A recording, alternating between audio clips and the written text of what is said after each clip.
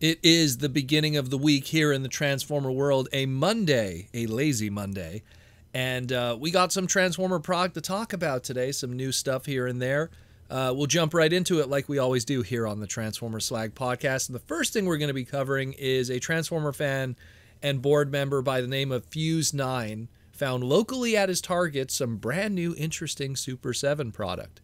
Time and time again, the Super 7 Reaction Transformer line, specifically the exclusives to Target, are found the old-fashioned way in a lot of ways. They're found by fans out in the wild, and we learn about it the very first time, usually that way.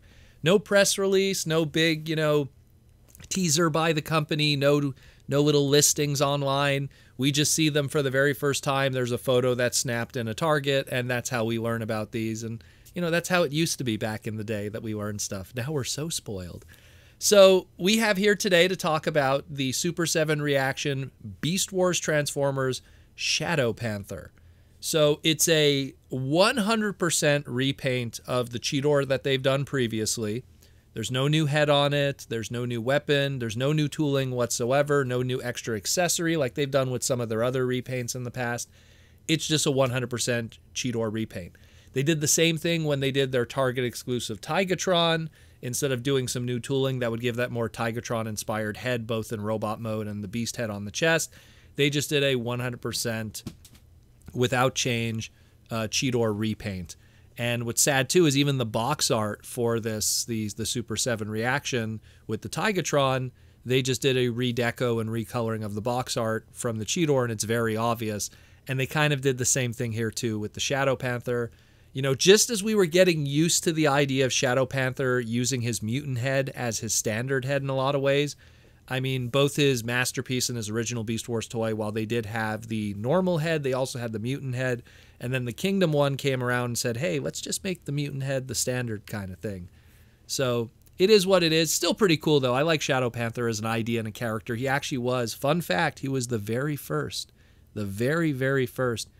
evil repaint in all of Transformers history, not counting, like, I guess maybe we could say Skywarp, maybe, because he's an evil black repaint, but more of a faction swapping mold, I guess we could say. First time we've had a mold that was one side and then went to the other. Shadow Panther was the beginning of that, and always will get that rep. So pretty cool. Again, I dig it. It's a black repaint of a classic Beast Wars character. If you are interested in picking up this cool dude, this cool cat, he will be at Target right now for $20.49, the standard Super 7 Reaction pricing for Target, so no big surprises there. Pick it up if you are interested. I know I am. Now we go from evil black cats to evil black cartridges, I guess, of the Sega nature. This was shown on the Transformer Slag podcast Saturday Night live stream just a few days ago, and we're going to be playing it here again for you guys.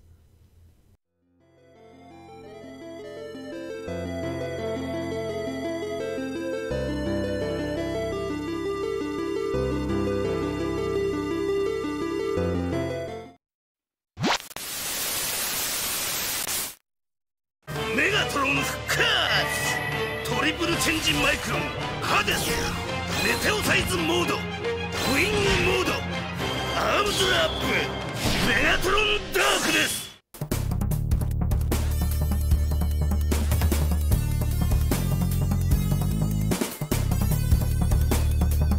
So TFcon Toronto 2024 is coming this weekend, July 12th to the 14th, 2024.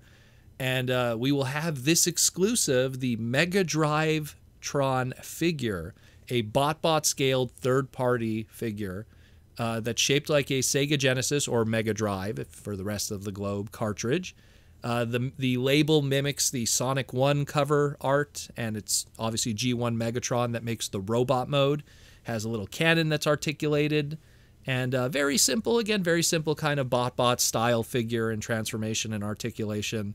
So no big surprises there. Also available at the show will be the Optimus Prime. Because of fan demand and it's selling out super quickly at both the Orlando show and last year's Toronto show. A short limited second run will be available at the con. So pick that up too if you are interested. Again, I can't promise that these will be available in large numbers.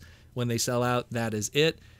If you are a Patreon member of the podcast over the past 4 months, if you will, as a Patreon member, you are eligible to get the MegaDriveTron for free as a thank you for being part of the Patreon. If you are at the show, just contact me again through Patreon and we'll work out how you'll be able to pick it up. If you aren't at the show, contact me after the show. We will have a small assortment of it allocated for the fans. And just contact me and we'll ship it out to you and we'll work something out with that. Just message me again via Patreon if you have been a member of the Patreon for 4 months or more. So check that out. And that's it for this quiet Monday, more or less. Again, it's the road to TFcon started, so we're going to have a few more segments this week, and then we begin our trip to TFcon Toronto. I'll talk to you tomorrow, and thanks again for listening to the Transformer Slag podcast and keeping you educated, entertained, and informed.